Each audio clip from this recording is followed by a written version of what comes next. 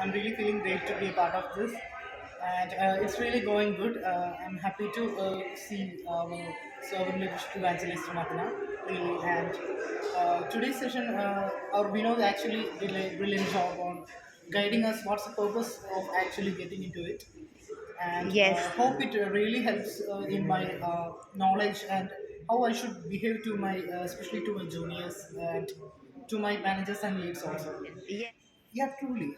I will deeply suggest to all our freshers and also to the senior managers because yes, our senior managers, including my lead, is already implementing it, but they actually don't know they are maintaining that.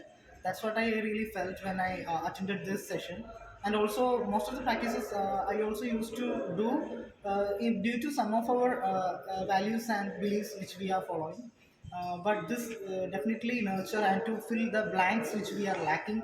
hmm. That's what yeah, that's what I observed and I'm feeling. I'm sure that not only for UST, it's a global learning. Like we used to understand and try to learn human values. It really helps to become a better human.